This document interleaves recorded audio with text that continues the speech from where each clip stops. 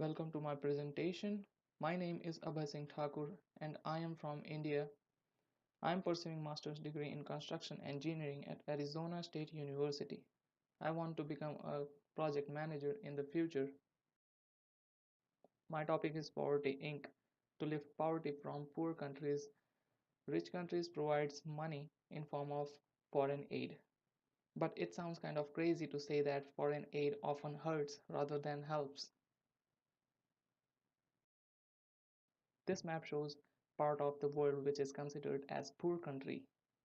As we can see, most part of Africa is in dark pink, which shows that those countries are extremely poor as compared to America and Canada. This is the list of top countries receiving billions of dollars as foreign aid. But the irony is they are still poor and asking for more aid each year. This graph shows growth over the last 50 years in the countries including Africa. As we can see, Africa has not grown its GDP over 50 years.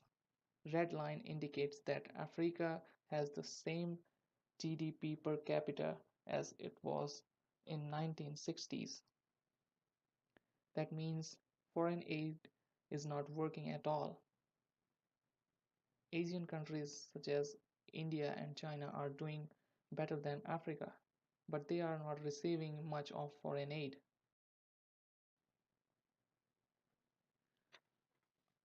A great economist, Bill Easterly, presented this graph, which shows clearly that since 1970s, foreign aid to the poor countries has been increased, but per capita growth in those countries has been dropped drastically. This fact is enough to prove that inefficiency of foreign aid. In reality, Africa was self-sufficient for their agricultural products.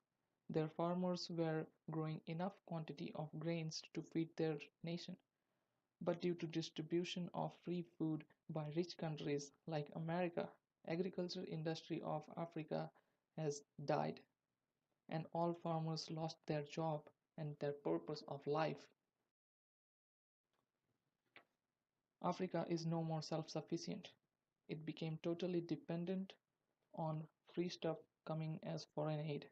Africa had enough cloth industry back in 1960s, including producing and marketing to provide sufficient supply to their country.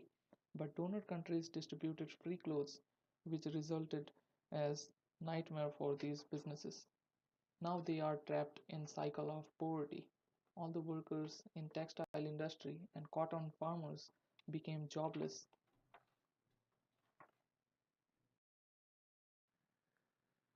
Poor countries are suffering from damaged economy. Their government got corrupted, whole country gone under huge debt because aid is not for free. Their currency market value is also dropped.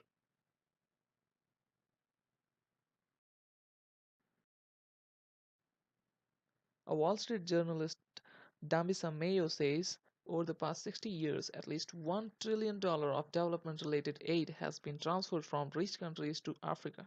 Yet, real per capita income today is lower than it was in the 1970s. More than 50% of the population, or 350 million people, live on less than $1 a day, a figure that has nearly doubled in 2 decades. Moreover, aid is not for free. US and other developed countries provide aid as loan and receive interest or some other form of return from those poor countries. Debt repayment of African countries is nearly $20 billion per annum. It is a reduced figure due to debt relief protest in 90s. And they cannot cancel the debt, they only can reduce because canceling debt means terminating cycle of aid. To keep cycle going, debt is repaid sacrificing education and healthcare in those poor countries. Are you thinking where did the money go? Answer is corruption. 50% of the top 10 most corrupted nations in 2014 were African countries. Look at the picture carefully. Government of poor countries became rich, but the people are still poor because these government wants them to remain poor so that they can ask more money. Politicians of poor countries protects poverty and showcase it to attract more foreign aid from rich countries. And politicians from rich countries supports this vision to make more money from same way. What level of corruption you can think of? These are a few high-profile corruptions from the long list. President of Congo has a reputation of stealing at least $5 billion of his country, which is even huge in their own currency. A country named Malawi had president named Bakili Maluzi is charged for stealing $12 million from foreign aid. In a documentary Poverty Inc.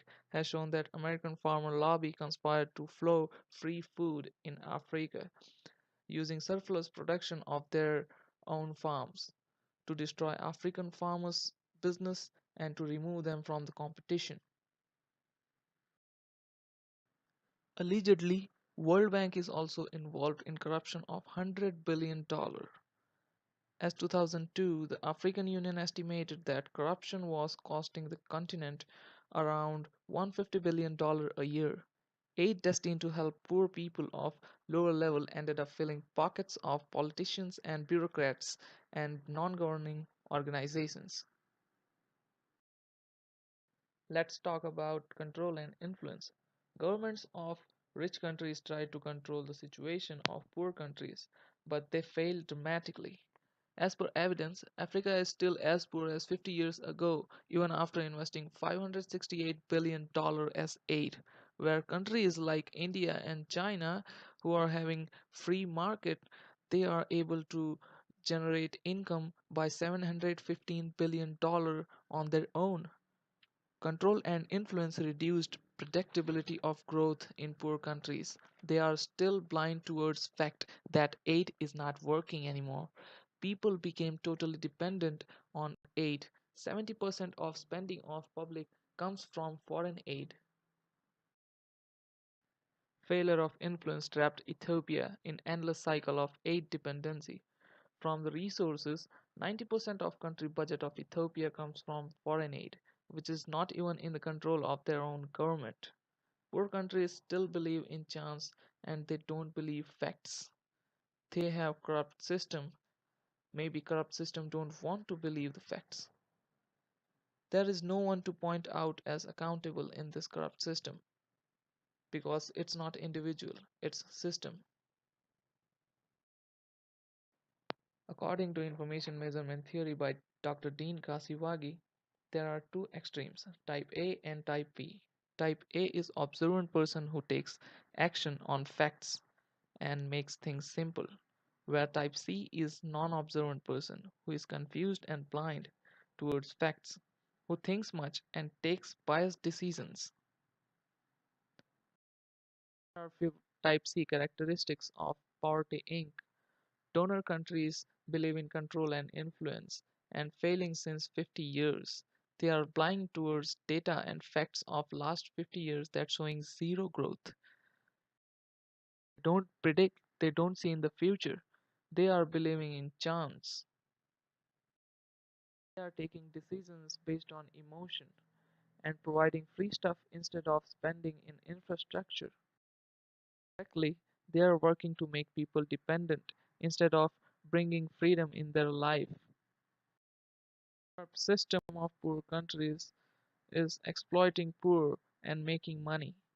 Donor bodies fail in risk assessment and prediction of negative effect of foreign aid. Poor countries takes very complex procedures before starting any business, such as in Ethiopia, it takes 200 days to approve a startup, where in USA it takes only 3 to 40 days. People of country are also non-observant and they take part in diminishing local market by receiving free stuff, which is also proving the statement of Dr. Dean Kasiwagi that most people on the planet are non-observant. Thank you so much to watch my presentation. I hope you like it. But remember, aid cannot achieve the end of poverty. Only homegrown development based on dynamism of individuals and firm in free market can do that.